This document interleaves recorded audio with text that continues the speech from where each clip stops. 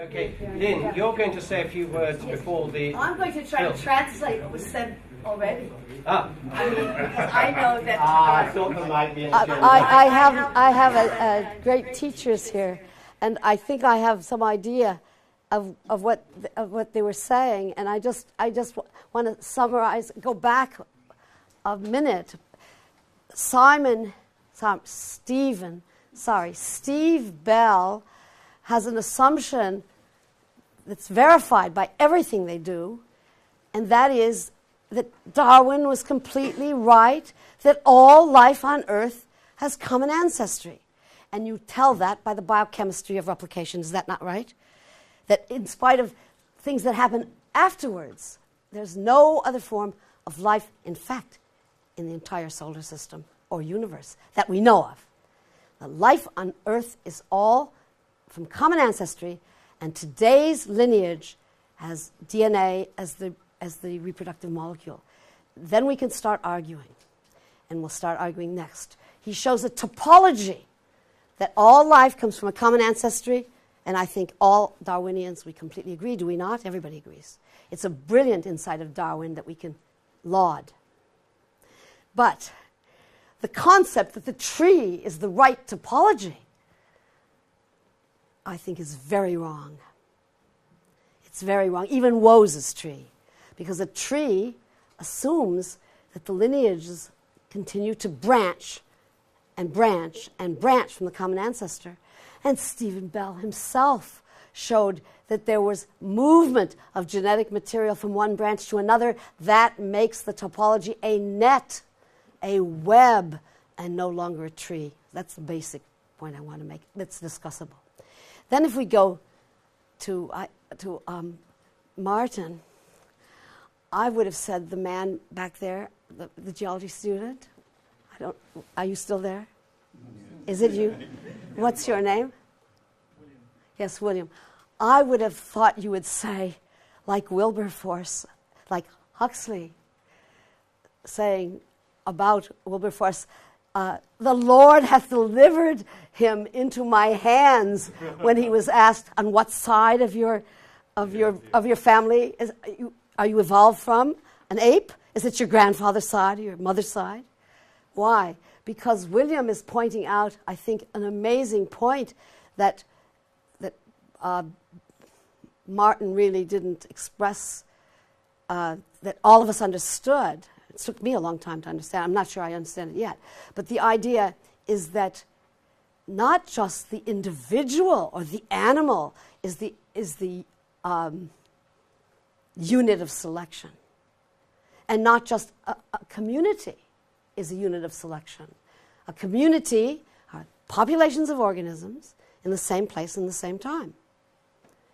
Those forams that he was talking about, although they seem like single cells, are communities, because they have the ones doing the agriculture inside, the photosynthetic ones, the diatoms and the green algae and the yellow-green algae that he mentioned inside. Those are the farmers inside the bodies. These forams are body farming. They are the shelled marine organisms that are growing their own food by growing their plant-like, they're not plants at all, but plant-like the algae inside the tests. And therefore, what is the unit of selection? At the very minimum, the unit of selection is the foram and its algae. And if we count genomes there, we have usually 3 for the algae and 3 or 4 for the forams. We have 7 different genomes. So clearly, the unit of selection isn't a single gene or a single genome. Why? I love Richard's metaphor of the selfish gene, because it focuses attention on the science behind natural history. But of course it's just a metaphor, because a gene doesn't have a self. A gene's not a self. How can something be selfish if it has no self? The self, and I think he uses it metaphorically, maybe he'll argue with me, but the self is the cell. All cells have self, and the self has been forgotten. And even in hearts and livers, the self has been forgotten. And this is my introduction to arguing the topology that's taught is not right. in my opinion, the idea that accumulation of random mutations is the way species change from one species to another, has very little evidence for it. And that and that junk DNA is just another way of saying we don't know what the DNA is doing. Is that not what you said, Dennis? That's not what I'm saying. That's what I'm saying. Yes, you're next. So I'm saying, I'm saying that what Dennis is trying to point out, that as we learn more and more, first of all, that there's just numerically, it's just too many possibilities, and the numbers expressed are very much smaller. And we just can't play with the numbers. The idea that there's junk protein or junk DNA is, as Jonathan Bard just said, it's not a useful idea. It's not a useful idea. The idea that there is something and reasons for the enormous number of possibilities leads you to seek the reasons. You don't know what they are. We don't know what they are. But Dennis's point is that let's not assume that there's no reason behind this so-called junk DNA or these protein combinatorics where there's so many of them. Well, I want to go back to make one point that's expressed in this film, and that is the unit of life on Earth is the cell, and there are two kinds of cells, and I mean, he said prokaryotic and eukaryotic, but just think this way. Bacteria-like cells and animal, plant, fungal, and so-called nucleated cells. Those are the two kinds of life. And yes, there's a lot of archaea, as Stephen Bell said, archaea background in all nucleated organisms. But there's all sorts of eubacteria also. So this is what I wanted to show you in this film. First of all, that we're going to act on the real self level, and that's the cell level. The cell, even a bacterial cell, shows all the properties of life all the time. And it's bounded by a membrane that must be there to define the self. All of those cells have the potential to reproduce at rates beyond the environment. No environment can ever support the prodigious potential for reproduction of any life form. And the fact that the life forms do not continue into the future is natural selection. That's what natural selection is, the fact that the life forms don't continue. So what I want to show you is a film of 14 minutes that shows our current model, idea of how we got the animal type cell. Now, when I say animal type cell, I really mean plant cell, protoctus cell, fungal cell, molds, yeast, fungi, all of these cells that we study in biology classes and that we don't study in microbiology classes. So we have two kinds of cells. The bacterial type cell that has no familiar organelles, including the nucleus, and the other kinds of cells, which are the typical biology that we all study. Now, how do we go from a bacterial type cell that has a single continuous genome in it to all the nucleated cells, which have more than one? And the argument is going to be a product of symbiosis, two kinds of symbionts at the very base, and one of them is Simon's archaebacteria to me, but archaebacteria, that kind of cell. And the other is another familiar cell that's not familiar. It's notorious, because that kind of cell is known to medical people as the cause, that kind of cell. It's a phylum of eubacteria, for those of you into microbiology. Phylum of eubacteria. They're called spirochetes, and you know them because they cause syphilitic cankers, and they cause Lyme disease, and so on. That's how they're familiar, because the medical profession deals with the freaks. But the claim here is going to be that this kind of cell was intimately involved in an archaebacterial cell, the kind of cell that Stephen Bell was talking about, in the first fusion to form these little protists, protoctus.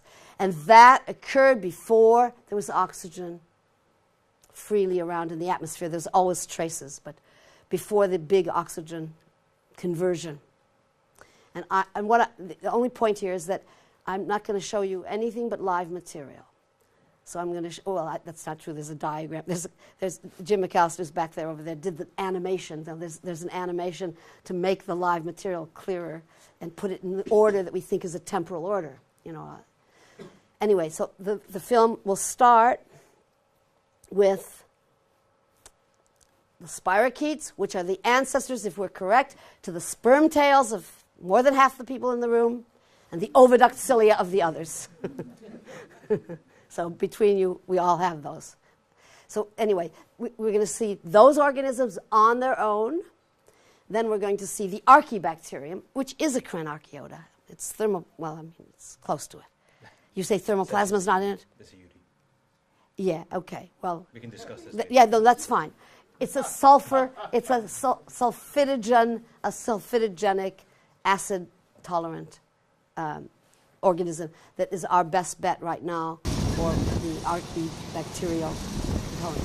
So we have a eubacterial component and archaebacterial by themselves. And then we're going to have all these organisms that are swimming around together, and then we'll end up with a eukaryote at the end. And there's no missing links in the sense that we have everything represented in the live material. So that's you're going to have to sit over there. We've turned the lights down now. Off.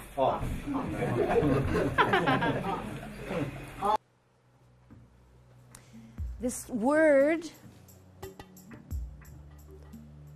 means the origin of nucleated cells, the familiar cells of animals, plants, fungi, Protoctus, which would mean algae, and all sorts of others. Now, this is a spirochete bacterium. It's a eubacterium with the eubacteria type of replication that Stephen mentioned.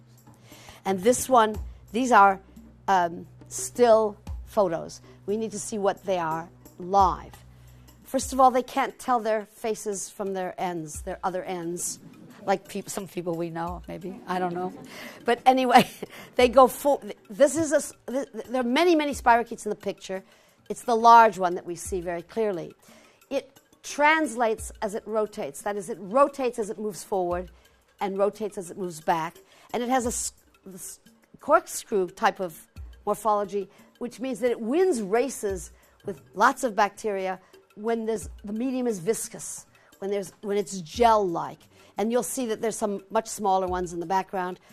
It's a gram-negative bacterium that has bacterial flagella in its periplasm, that is between its inner membrane, which is the classical cell membrane, and the outer membrane, and develops huge concentrations, and these organisms interact. Now, there are some spirochetes, these are from microbial mats, this is a different one, that when they are threatened by many things, well, here's a diatom, this is outside in marine water. This is the spirochete in question, which I'll explain in a minute. Now, this is a cyanobacterium that's producing both food and oxygen. And these spirochetes have learned to chase them. Now, watch that. This is light sensitive. The reason these spirochetes are light sensitive is because they like to stay in the sunlight where their food is produced. They follow their food.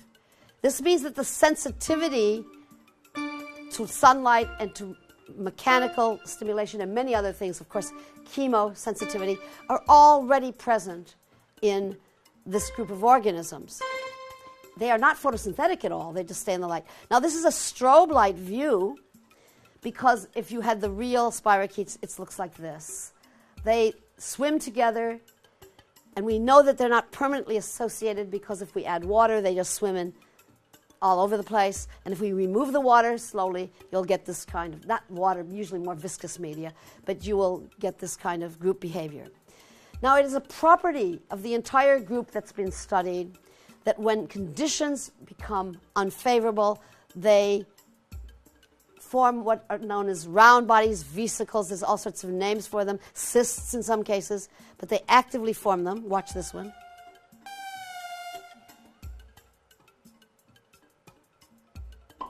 And they produce these round bodies that actually have spore-like structures. They're not at all boil-proof or anything, but they are desiccation resistant.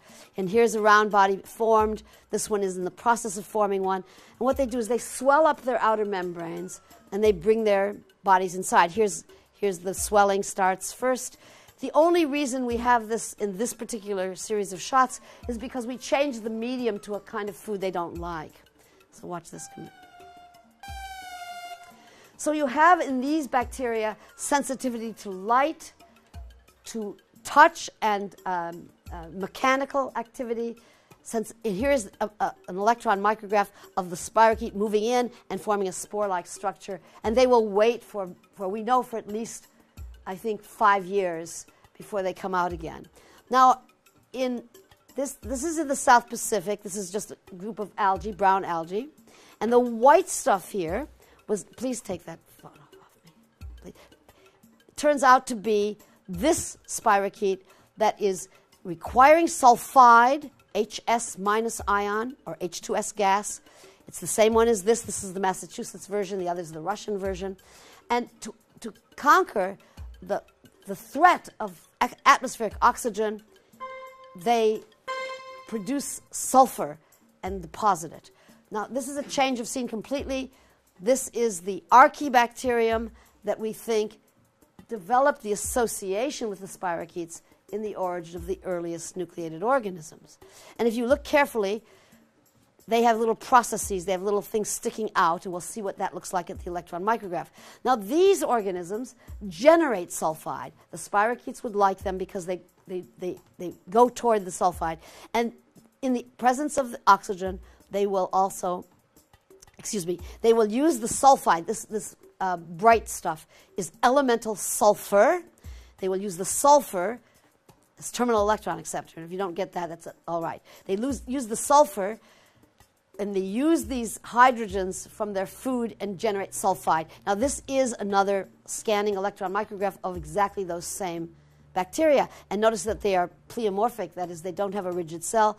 We assume that the sulfur globule dropped out in the preparation. And here we have 1, 2, 3, 4, 5, 6. And the concept here is that this is the other partner that developed a relationship with spirochetes to form this. Now, this is a eukaryotic structure.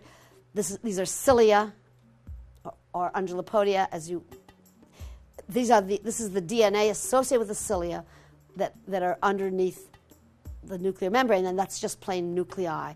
And if you section the cilia or any undulapodia or your sperm tails or your oviduct cilia, you find that 9-2 organization, that 9 sets of microtubules. This organism is affectionately called rubberneckia because it makes a complete circle of its nucleus. This is the nucleus in here, and this is a typical organism that has at least 7 different bacteria making it up. And the reason we have that here is because the nucleus, the undulapodia, kinetosome, centrioles, and the Golgi fall off in an easy way, so that they have a structure that's been known for years to the old-timey protozoologists that probably represents the earliest step in the origin of the nucleus. Here is the nucleus of that organism, rubberneckia. Now, this is the poster child of what we're saying. Now, what do I mean? This organism is called Mixotricha paradoxa, which means mixed up hairs paradoxical.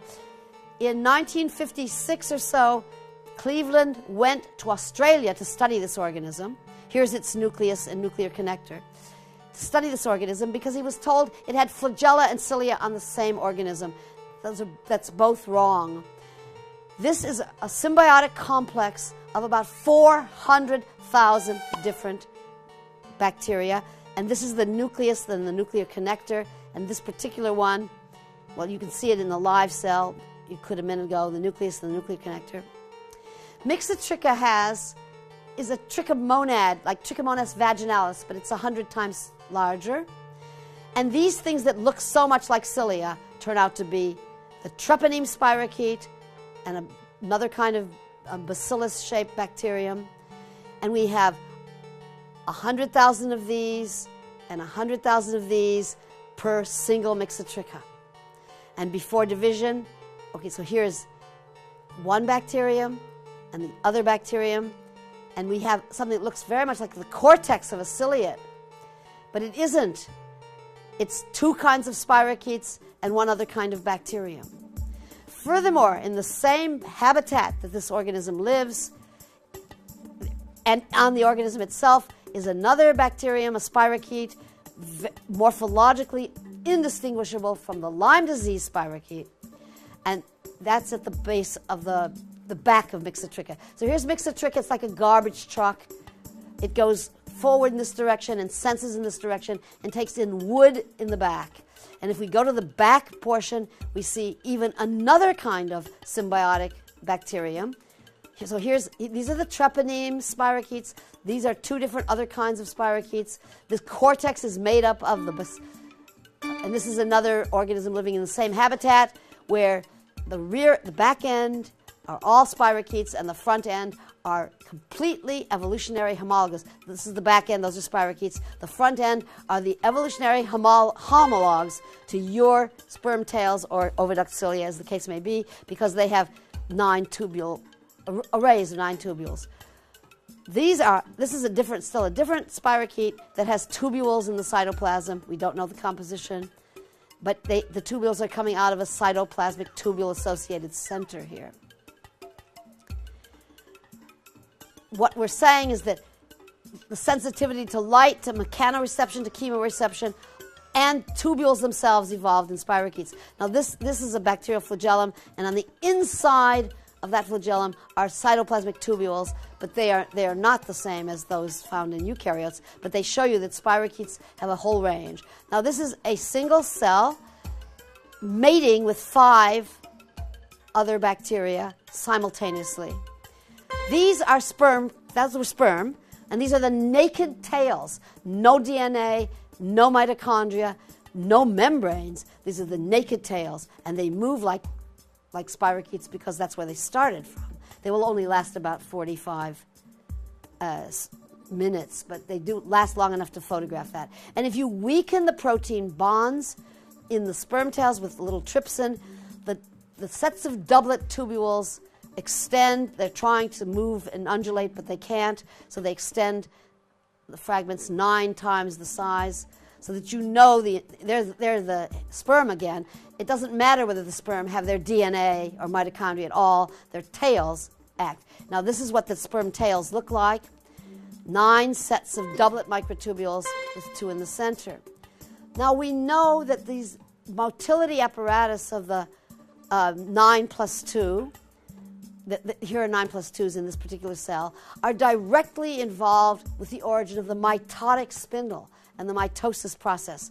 Here is mitosis in one of these protists. Doesn't have any mitochondria. The protists have these are the heads of them. They have the 9 plus 2 apparatus. Now this film is a work in progress, obviously, and it's not finished. But anyway, here we have in a fungus a microtubule organizing center. At any rate, here's another kind of protist, and like many of them, if it's doing cell division, it has a lot of trouble swimming because it's using the swimming Undulapodia cilia microtubules for mitosis, and it can't do both at the same time. This is a culture of all the same. You've seen all the same protists in this particular picture.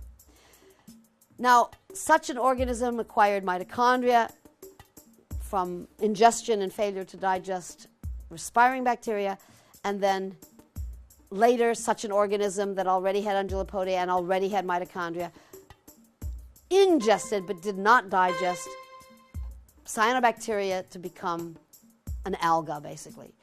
And all of the action is in this structure. This is tubulin. These are the proteins and DNA associated with the centrioles, centrosomes, and all the rest of that. Now here's our cartoon. The spirochetes are attracted to the sulfide being generated by the archaebacterium. Now both the spirochetes and the archaebacterium have their entire set of genes and their replication apparatus. The pressure, selection pressure that's maintaining them both, they're both heterotrophs and they're both fermenting, is that the motility that the spirochetes attached is about 60 times faster than the motility in the archaebacterium by itself. And the archaebacterium, on the other hand, is sticking to the sulfur and generating sulfide. So under these conditions, we have a syntrophy where the spirochetes are attracted to the sulfide, and the nucleus connector evolves as a way of keeping the symbionts together in a sulfide-rich environment away from the oxygen, but oxygen leaks in, and under those conditions, sulfide is oxidized to sulfur.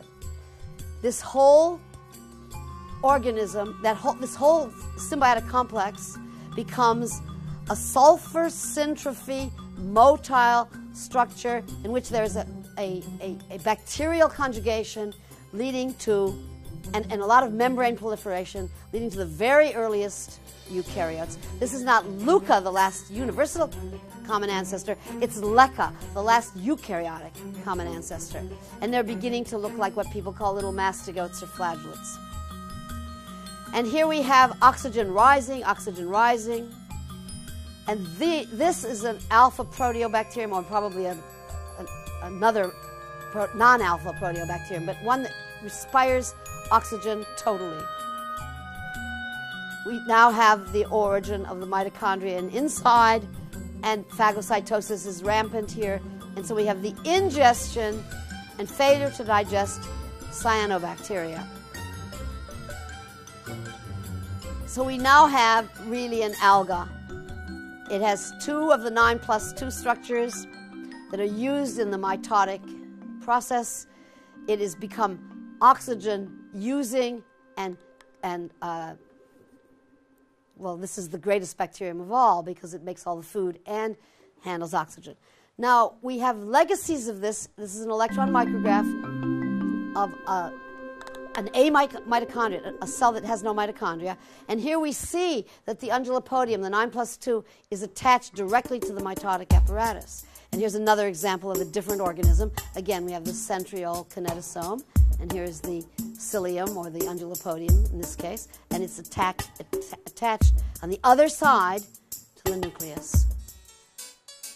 Enough. We will not press the credits. Okay, so I'm very happy to take questions. Thank you very much.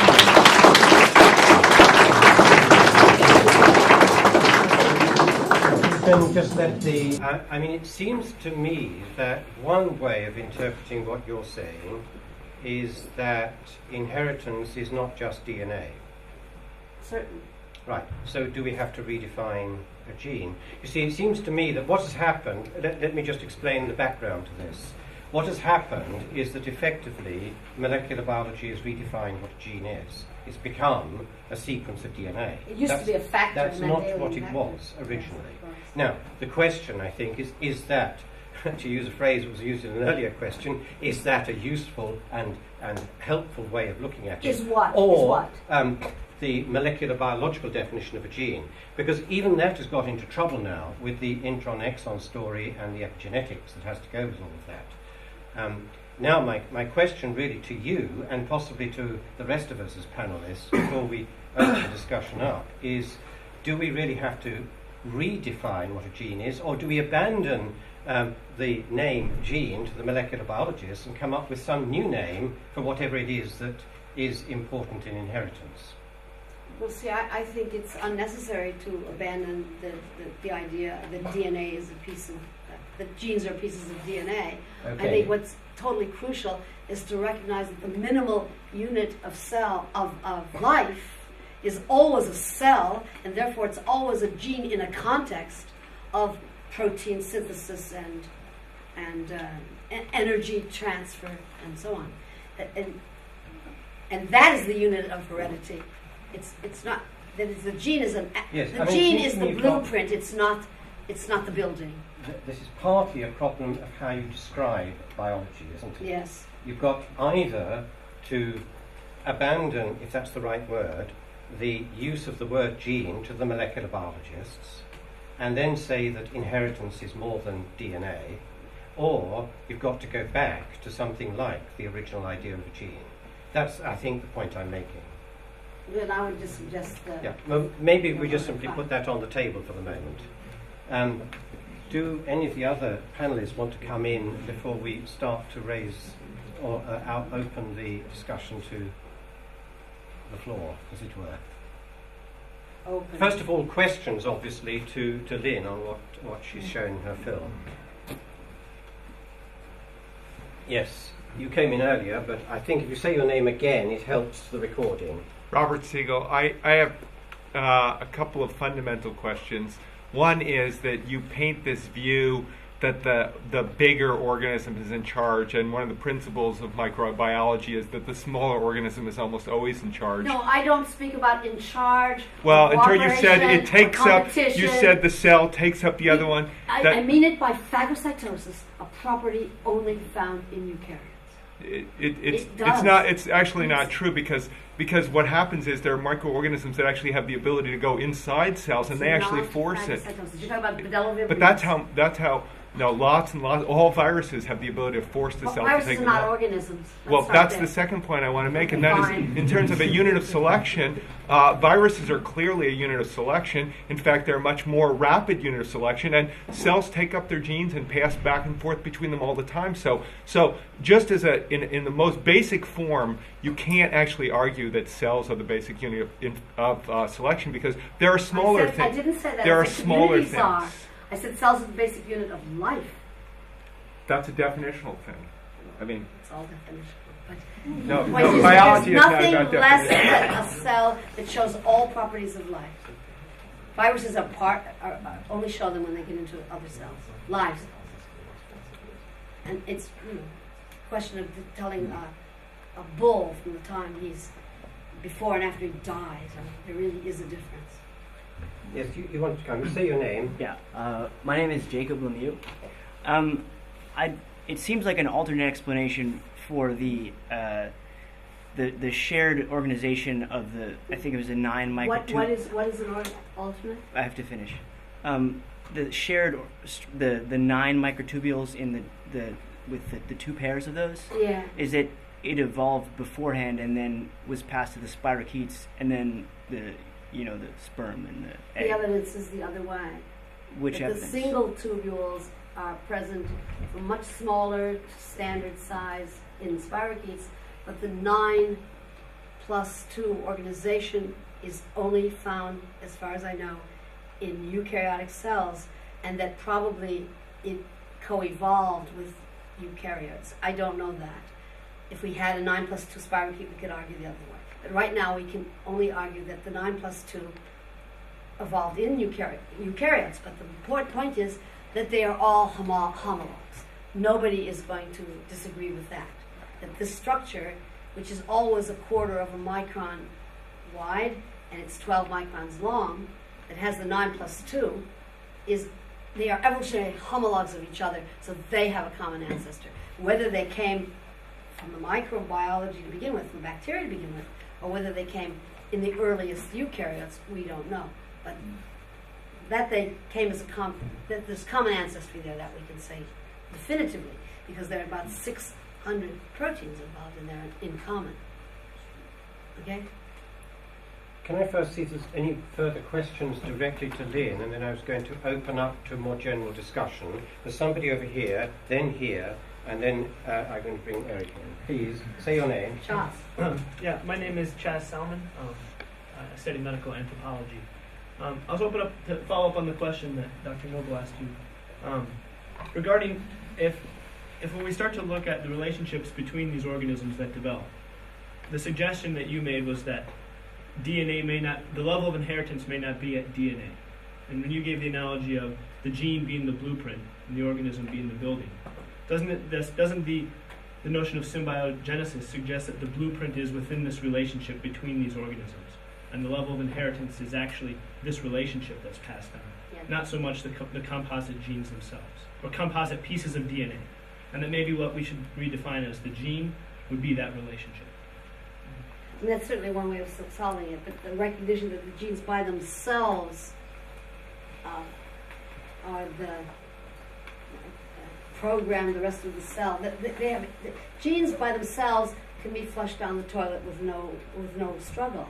That is, they have no self, because in order to show the properties of life, and we can talk about what those are, but they're always material and energy flow, you have to have more than the gene. You have to have the system that the gene expresses itself in, and we heard a little bit about that today.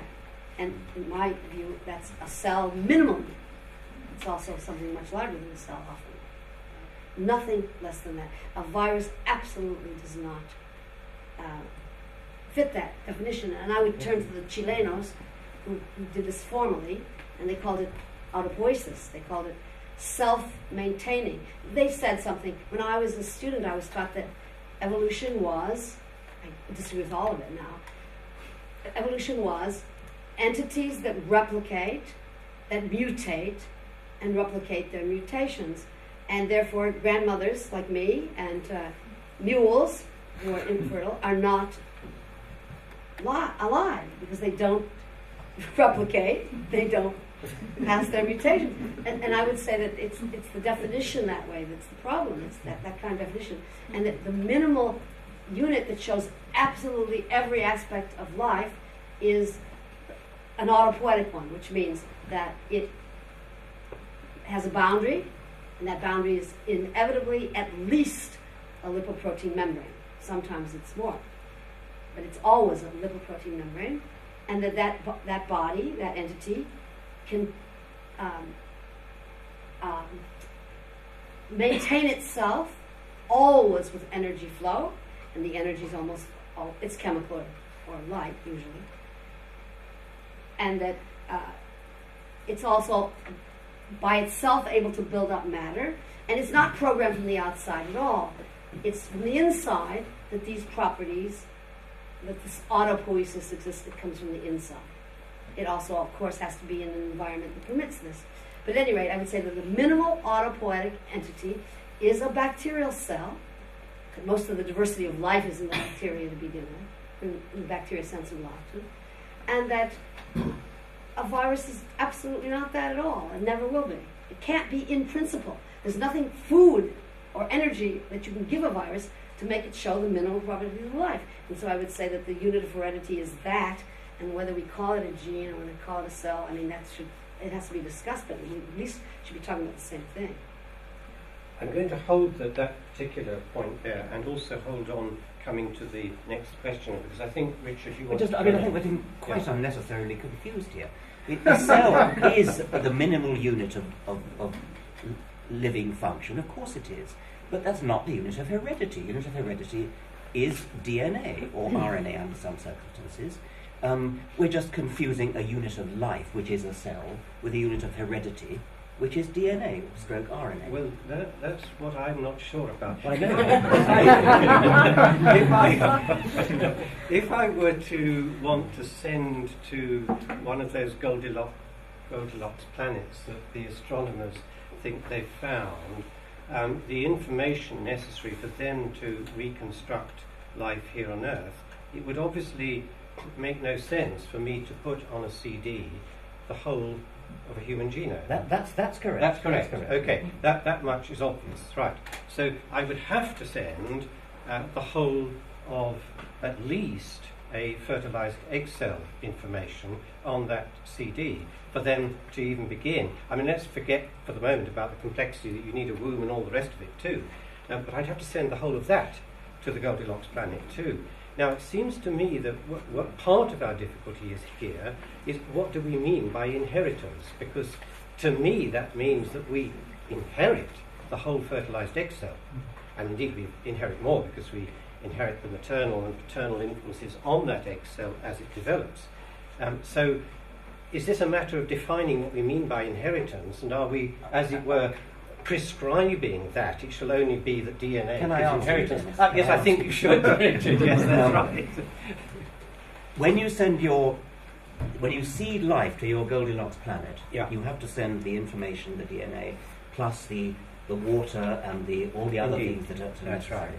Now, the key point that makes the difference between hereditary substance code and all the other stuff is this. if you mutate the non-hereditary part, for example, Right. if you you make some kind of manipulation to the cell, Yeah. not the hereditary part, but, Yeah. to the cell, that will not be transmitted to the next generation. If you mutate the DNA part, it will.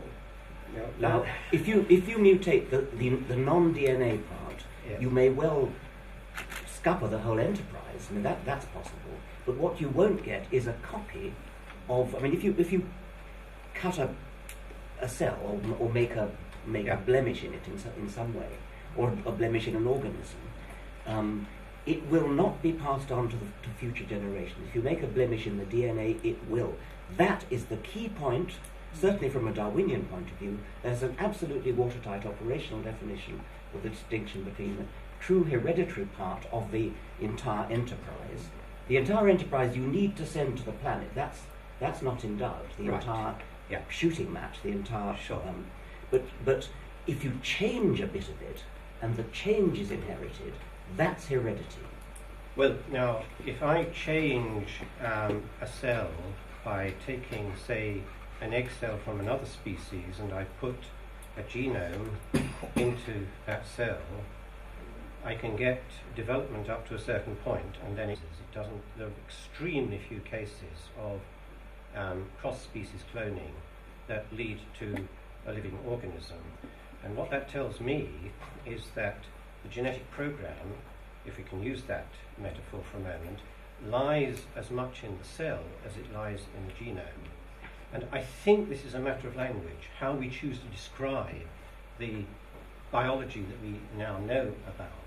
And to the question whether cellular inheritance can occur and whether inheritance over and above the transmission of DNA can occur, I think that the development of epigenetics has thrown a cart of horses through that Now you're particular- talking. I mean, Yeah.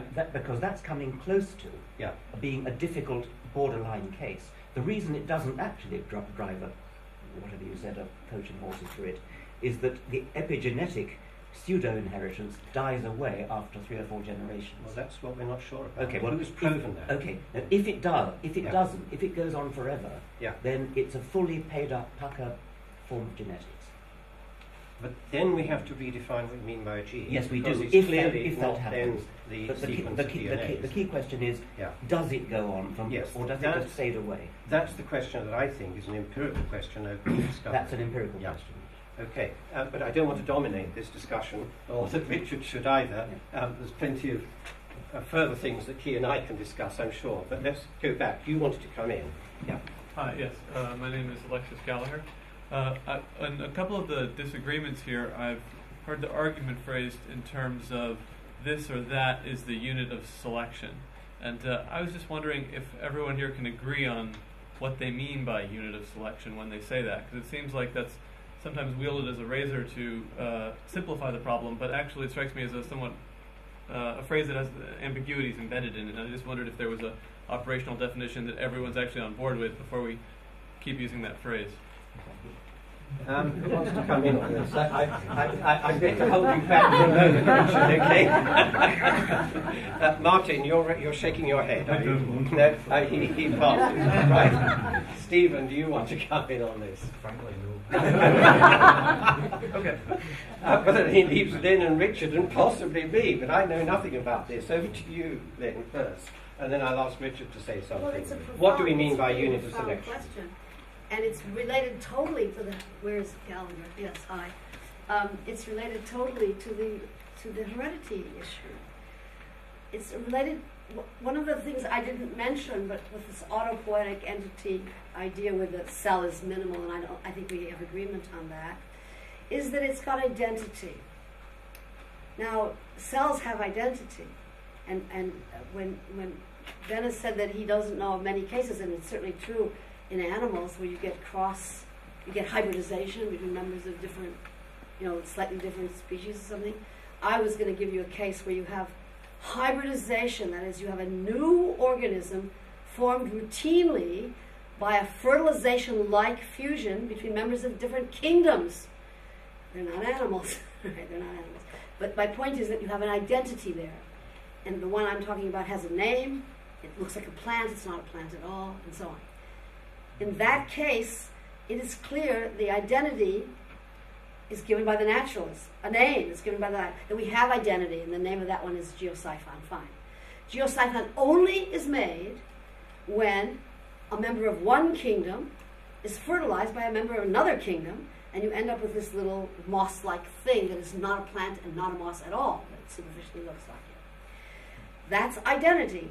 And what is heredity? It's the inheritance of that entity in nature. To me, it's got to be in nature, right?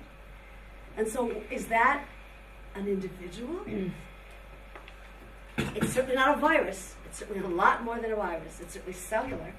And I would say that when you have this identity, and you have these parents, and they produce a living organism, that you have a heredity system, a heritable system, and it's going to last as long as that identity persists.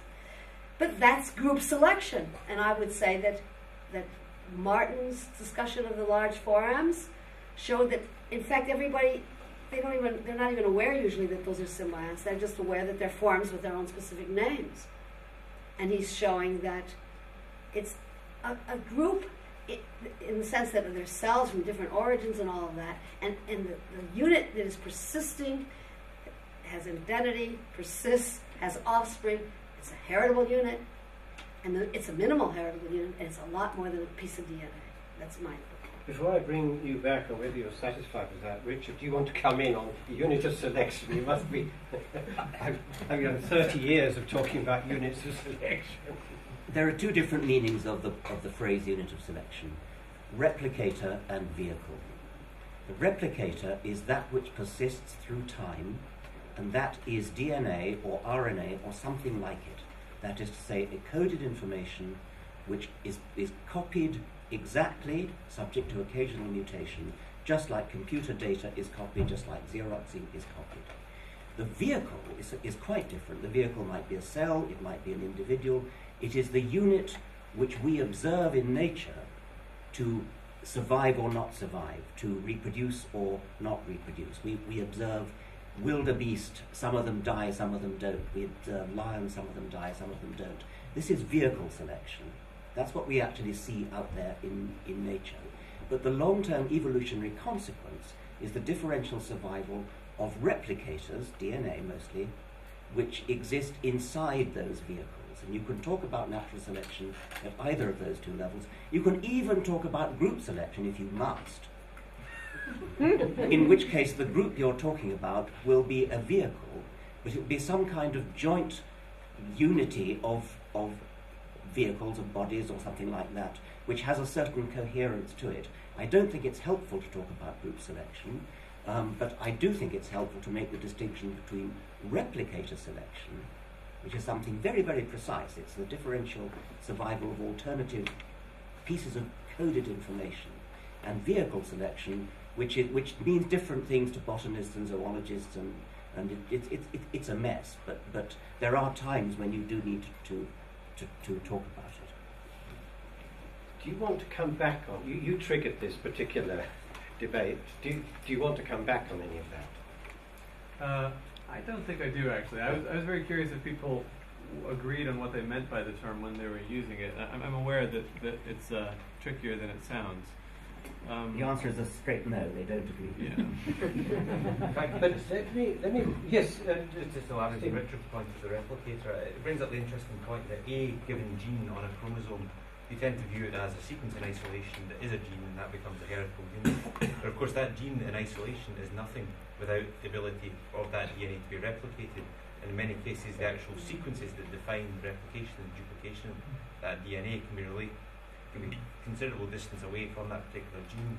So then we have this sort of duality or sort of bifurcation of the definition, because we have to have those sequences that govern the replication of that gene. So is that the actual unit, would you say? Or what? From a field point of view, it would be that which makes the difference between individuals. Let me put a question to you then, Stephen, and perhaps also to Lynn. If I've understood part of what you were saying, then forms of cells must have emerged quite early on. Right. So early on there had to be cellular inheritance. Right? So far, so good. Now, why should that have disappeared? Or to put the point in the terms that uses Richard's terminology, aren't cells also very good replicators right from the very beginning? I'll ask Stephen to say whether he wants to respond there, and then bring Richard in if he would like to come back on this. I'm not sure I fully understand the question. Well, my point is very simply this. Through my germline, if I can sort of use myself as the example, through my germline I am connected to, right the way back, cell after cell after cell, to the original cells. So in one sense, you can say that cells also are immortal replicators. What I'm really beginning to point out here is that the difficulties of language in the way in which we describe the biological information that we have. I think we would have to view Luca as without doubt a cellular organism, and we are the descendants of that cellular organism, although the continuity, if you like, is the DNA sequence. All other components have been changed and removed. Where I take issue with some of Lynn's suggestions are in the nature of the fusion event that gave rise to eukaryotes. We had the example there of thermoplasma, I think you used. That, I think, is probably the wrong archaeon to pick. I mentioned in my talk about the Krenarchaea and the Euryarchaea, the two lineages. Thermoplasma is a Euryarchaeon. It lacks all these features that the Krenarchaea have that are clearly eukaryotic-like in nature. So I would suggest that, although the fusion idea I agree with totally, the choice of partner... And the sulfur, too. The sulfur. Yeah. Hot temperature. So you'd say we don't have it yet. What? There are plenty of hypothermophilic Krenarchaea that are sulfur-utilizing, so you could use one of those instead. And then you would have, to ask multiple origins. You would have escort machinery. You would have replication licensing, all the various components that are eukaryotic. Yeah, we'd have to find one that has Looking around to see whether anybody else wants to come in at this stage, because we're coming to the last few minutes of the formal talk.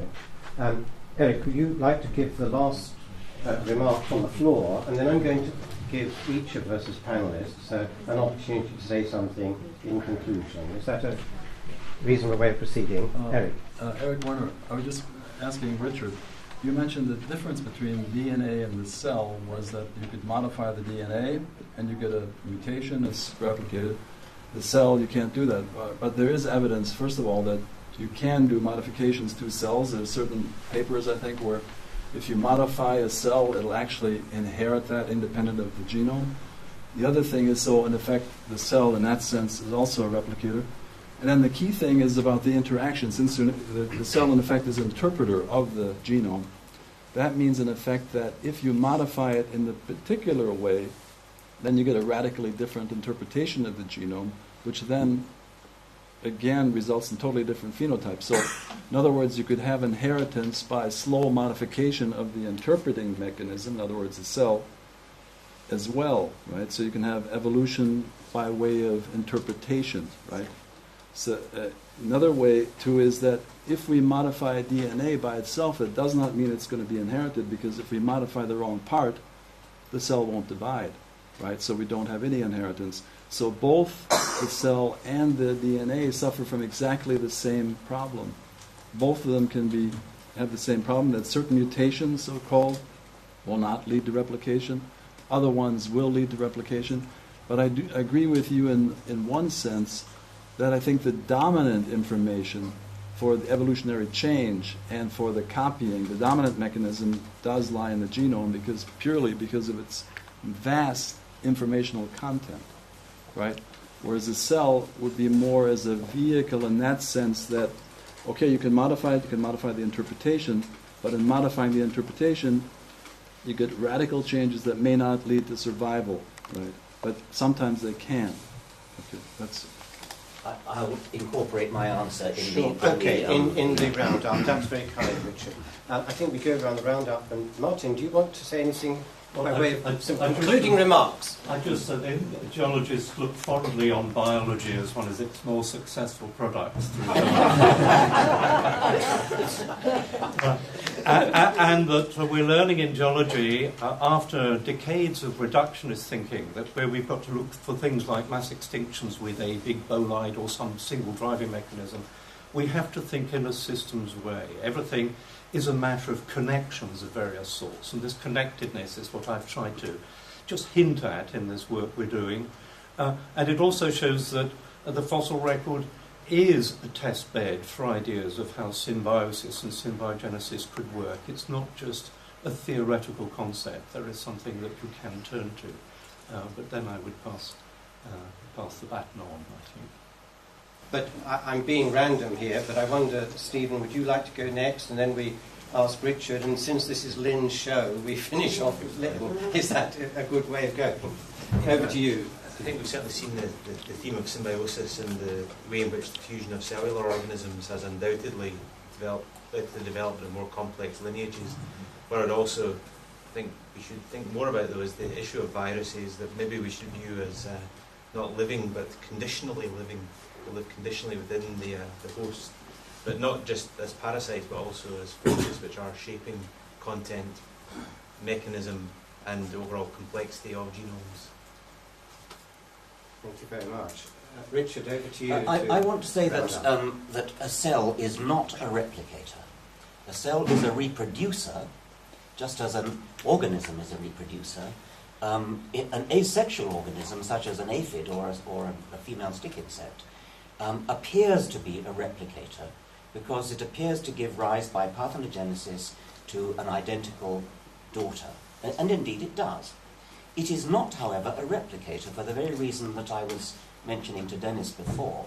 If you cut off the leg of an aphid, and the aphid then reproduces, as you know, the daughter will not have a missing leg.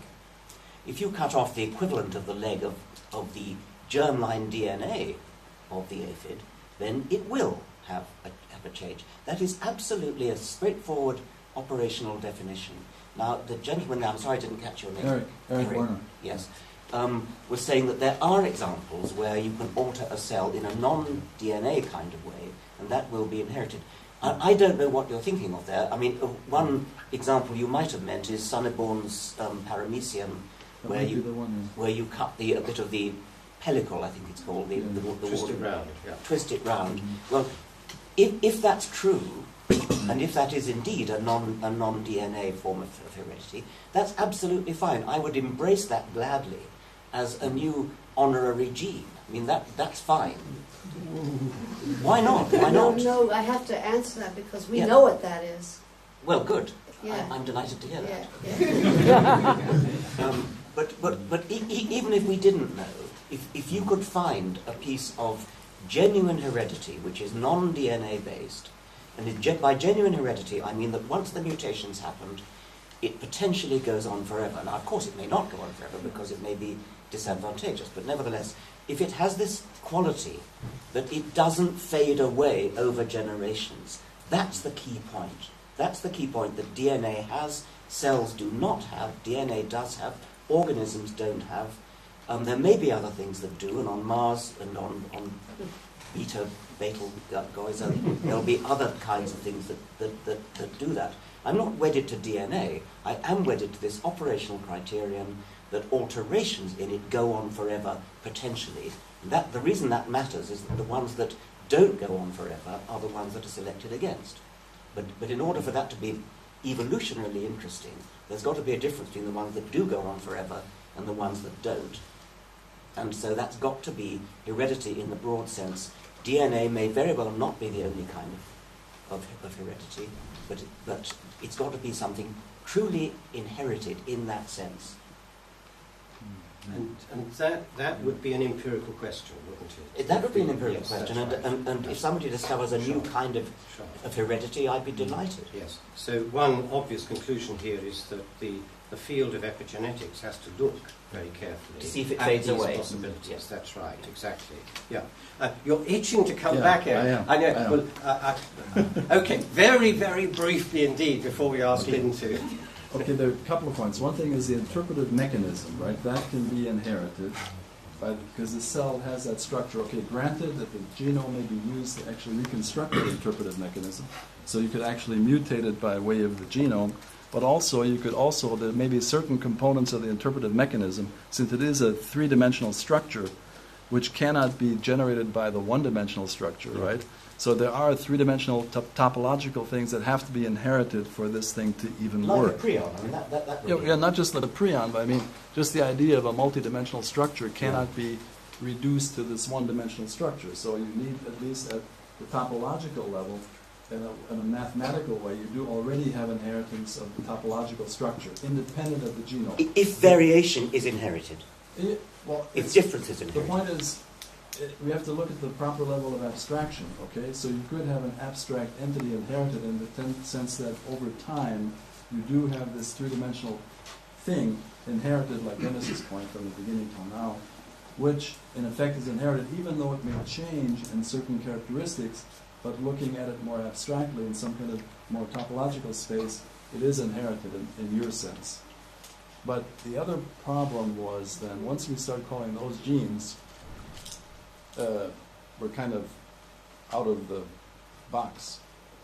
Can I suggest that we take this issue of what exactly we mean by genes, honorary genes, and related questions, and epigenetics to be part of the later evening discussion. But Richard, you may not have finished yours. No. You have. Okay. Lynn, the floor is yours to finish up. Eric took my time. So, Let me just answer one thing about the paramecium experiment, which is what got me into this to begin with. You saw the mixotricha, and you saw how there were organisms making up the cortex, and that's what they call it, the ciliate cortex. And that's basically what he did. He picked it was Janine Besson, as a matter of fact, who did the experiment. But it's Besson and Sonneborn.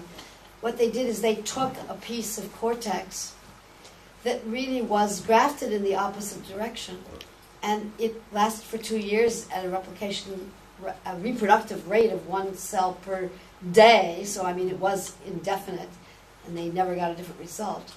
And the way to think about that is that the bacteria that they turned around had their DNA in it. Yeah. I mean, ultimately that's what it is, and it's systems thinking. You had to have the whole system of the bacteria, their protein synthetic system, their interactions with each other, and that perpetrated in that direction. So it's back to systems thinking, group thinking. Okay, well, I think with that thought, we bring the formal session to a close. One or two words of thanks. Thanks to the panelists for being willing to come to what has been a very exciting discussion, and obviously to Martin Brazier, Stephen Bell, Richard Dawkins, Lynn, Margulis, and if I left anybody, myself, I think. And come back